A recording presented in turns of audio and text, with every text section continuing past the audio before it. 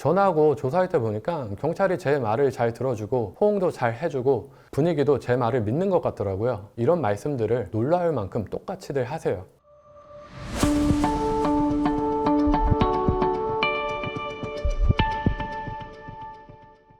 네, 안녕하세요. 대한민국 대표 K변호사 강승구 변호사입니다. 우리는 살면서 예상치 못한 상황에 놓이게 되는 경우가 있습니다. 그리고 이런 갑작스러운 상황이 닥쳤을 때 대부분은 당황해서 허둥지둥 하다가 일을 더 그르치곤 하는데요. 도대체 왜 그럴까요? 바로 준비가 전혀 안 되어 있기 때문이죠. 이런 상황에서 아무렇지 않게 여유 있는 태도를 보일 수 있는 사람, 과연 몇이나 될까요? 경찰 조사 역시 우리가 살아가면서 예상치 못한 사건, 사고 중 하나인데요. 그래서 오늘 경찰서에 가기 전에 우리가 어떤 대비를 해야 하는지 가장 필수적인 준비사항 몇 가지에 대해서 말씀드려 볼까 합니다. 끝까지 함께 해주시기 바랍니다. 아침에 일어나서 출근을 하고 여느 날과 다름없이 일상을 보내고 있는데 갑자기 핸드폰이 울립니다. 모르는 번호니까 그냥 무시할까 하다가 호기심에 받아보죠. 그랬더니 안녕하세요. 아무 계시죠? 여기 어디 경찰서인데 중간간 사건으로 고소당하셔서 조사받으러 오셔야겠네요. 모레 오후 2시까지 경찰서로 좀 나오시죠? 라고 하는 겁니다. 내 인생에서 예상치 못한 엄청난 사고가 일어난 거예요. 게다가 나는 아무런 준비도 되어 있지 않습니다.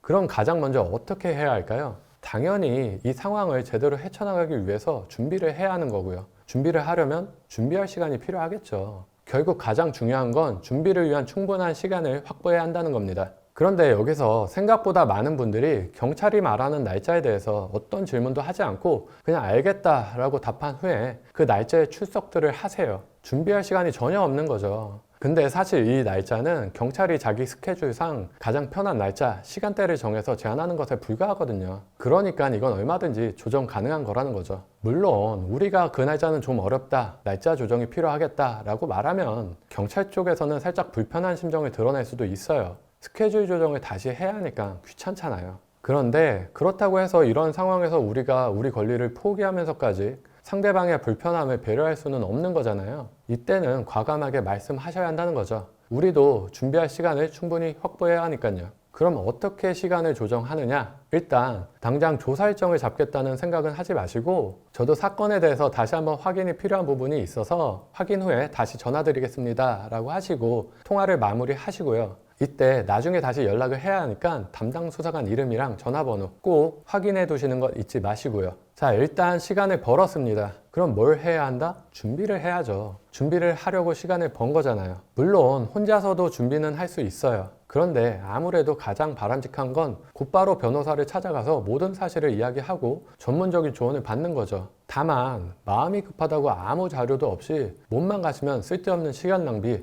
돈 낭비만 하시는 거예요. 본인도 지금 무슨 내용으로 문제된 건지 모르잖아요. 효과적인 도움을 받으시려면 일단 정확한 내용이 먼저 파악이 되어야 되겠죠.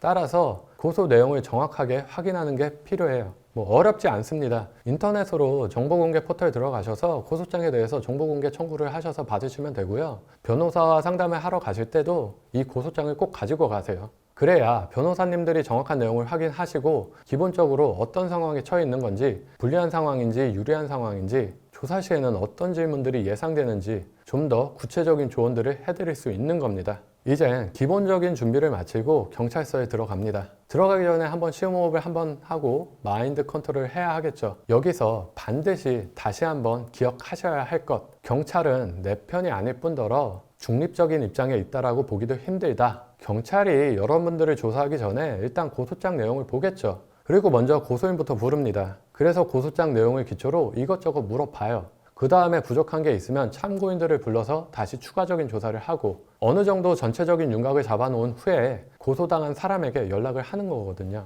자, 어떤가요? 경찰은 일단 고소장이랑 고소인의 진술 내용을 기초로 준비를 하잖아요. 경찰도 사람이에요. 이렇게 내용을 확인하는 과정에서 먼저 들은 진술 내용 쪽으로 살짝 길어질 수밖에 없다고요. 그런데 경찰이 무조건 내 편일 거라고 믿는다? 어리석은 거죠. 저한테 상담을 받으러 오시는 분 중에서도 상당수가 경찰이 이 사건은 간단해서 변호사가 필요 없다고 하던데요? 전화하고 조사할 때 보니까 경찰이 제 말을 잘 들어주고 호응도 잘 해주고 분위기도 제 말을 믿는 것 같더라고요. 이런 말씀들을 놀라울 만큼 똑같이들 하세요. 다시 한번 말씀드리는데 착각입니다. 사건이 간단한지 복잡한지 그걸 경찰이 바로 판단할 수는 없는 거고요. 직업상 친절하게 대하는 게 당연한 건데 그걸 내 편에 서 있다고 혼자 오해하시면 안 된다는 거예요. 이렇게 아무 준비 없이 경찰서에 가서 조사를 다 받아놓고 뒤늦게야 부랴부랴 도와달라고 찾아오시는 분들도 정말 많거든요. 그런데 이미 조사는 받았고 준비 없이 말한 내용들이 최초 진술로 그대로 남게 되고 이게 또 증거로도 쓰이게 되거든요. 따라서 모든 조사 중에 가장 중요한 것은 첫 번째 조사라는 것 꼭 기억하시고 첫 조사 전에 충분한 준비를 하셔야 한다는 것 잊지 마시기 바랍니다. 가능한 변호사 상담이라도 받아보시는 게 필요하다는 거 꼭 기억하시고요. 그렇다면 조사할 때는 어떤 점을 주의해야 할까요? 일단 이것만 기억하세요. 아는 것만 말한다. 조사를 받을 때 경찰은 자기가 어느 정도 준비해 놓은 틀에 끼워 맞춰 가려는 질문들을 자꾸 할 거란 말이에요. 그렇기 때문에 아무 생각 없이 이것저것 말하다 보면 어느새 유도신문에 넘어가고 있는 거죠. 그래서 반드시 정확히 아는 것, 정확히 기억나는 것만 답하시는 게 중요하고요. 잘 모르겠는데 왠지 대답 안 하면 불리할 것 같은데 그래서 지어내는 거 절대 안 되고요. 아는 내용이라 하더라도 이거 유리할 것 같은데 하면서 이것저것 덧붙이지 마세요. 그러다가 함정에 빠지는 거예요. 그러니까 대답은 최대한 심플하게, 애매한 질문에는 무조건 그렇다고 대답하시면 안 되고요. 정확하게 아는 것만 말하시는 겁니다. 마지막인데요. 조사를 다 마치고 나면 다시 한번 조서에 적힌 내용들을 당사자에게 보여주고 확인하라고 하거든요. 이때 정신 바짝 차리시기 바랍니다. 조사가 길어지면 2-3시간이 넘을 수도 있어요. 처음에는 두 눈 똑바로 뜨고 들어갔는데 점점 집중력이 흐트러지고 나가서 뭐 먹을까 생각도 하고 사람이니까 그렇게 돼요. 그래서 조서 내용을 확인하고 서명을 하세요 라고 하면 내용은 보지도 않고 서명해 버리시는 분들이 상당히 많으시거든요. 절대 그러시면 안 됩니다.